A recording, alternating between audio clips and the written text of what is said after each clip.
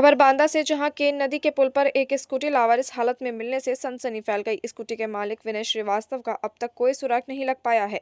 Police द्वारा search operation चलाया जा रहा है, लेकिन बाढ़ और लगातार हो रही बारिश के कारण तलाश में भारी मुश्किलें आ रही हैं। तो सेंट मैरी स्कूल में बसें चलाते हैं और वो मतलब उन बस ऑनर हैं। उनका एग्रीमेंट हुआ है फादर डेविड के साथ स्कूल से।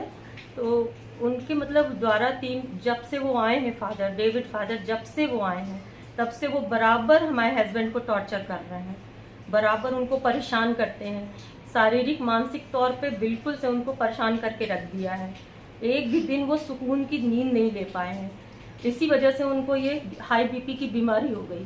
एक हफ्ते से 250 बीपी उनका चल रहा था और उनकी तबीयत बहुत ख़राब थी। वो बराबर फादर डेविड बराबर धमकी देते हैं कि हम आपकी बसें निकलवा देंगे स्कूल से। इतना नहीं, हमको इतना पैसा चाहिए, रॉयल्टी जो भी होती है उसका पैसा चाहिए। तो ये बराबर देते रहे, लेकिन उसके बाद भी ये बढ़ा के टॉर्चर करते रहे, हर चीज़ को टॉर्चर करते रहे और धमकी देते रहे कि अगर आप हमारा कहना नहीं मानेंगे तो हम आपकी बसें निकलवा देंगे। किस स्कूल के फादर हैं ये? Saint Mary school Banda.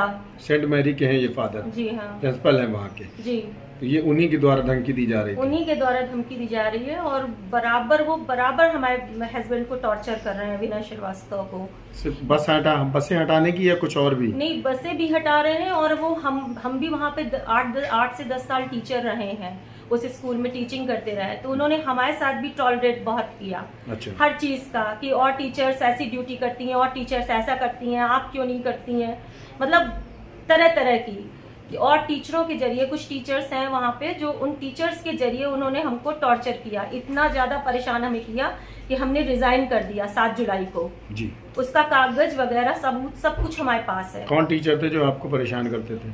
कुछ हैं वहाँ लेडी कोऑर्डिनेटर हैं। हाँ। कुछ और भी हैं वहाँ जो उनके साथ हैं, उनके साथ मिली हुई हैं। आप ही को क्यों किया जा रहा था?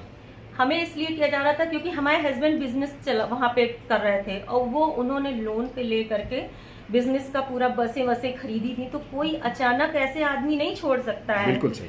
उन्होंने पूरा बाहर निकालने की धमकी दी कि हम आपकी बसें बाहर करवा देंगे। कितनी बसें थी?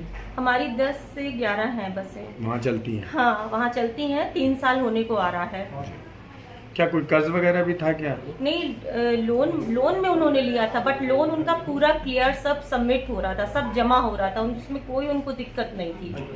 सिर्फ प्रताड़ित हुए हैं प्रधान? सिर्फ टॉर्चर इतना करते थे वो, पल उनको मतलब ना कोई बिना इंफॉर्मेशन के हर चीज ओके करना, कोई भी ऑर्डर देना तो उसको बिना हमारे हस्बैंड को बताए उनको कह देना कि नहीं ऐसे ऐसा करना पड़ेगा, मतलब जबरदस्ती का टॉर्चर। यहाँ तक कि हमारे बच्चों को स्कूल आने जाने में भी उनको पाबंदी थी कि आप अपने बच्चों को स्कूल लेकर के नहीं आएंगे और छोड़ने नहीं आएंगे, लेने नहीं आएंगे। तो कुछ जब से मैंने रिजाइन किया तब से हमारे बच्चों को अंदर तक वो छोड़ने के लिए नहीं गए, सिर्फ बस ऑफिस जाते थे, वहीं से लौट करके आते थे।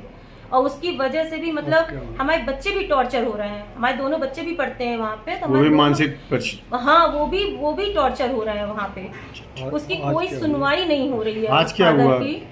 आज ये हुआ कि आज सुबह 4:30 बजे के बाद ये मतलब मोस्टली जाते हैं स्टेडियम, तो अक्सर ही जाते हैं, बट इनकी कल तबीयत बहुत ज़्यादा ख़राब थी। तो हमने इनसे पूछा भी था तो ये कह रहे थे कि नहीं ठीक है, दवा खा के, इतना ज़्यादा नहीं था। बट ये सुबह 4:30 बजे निकले स्टेडियम को और वहाँ से ये गए हैं तो फिर वापस आए नहीं है।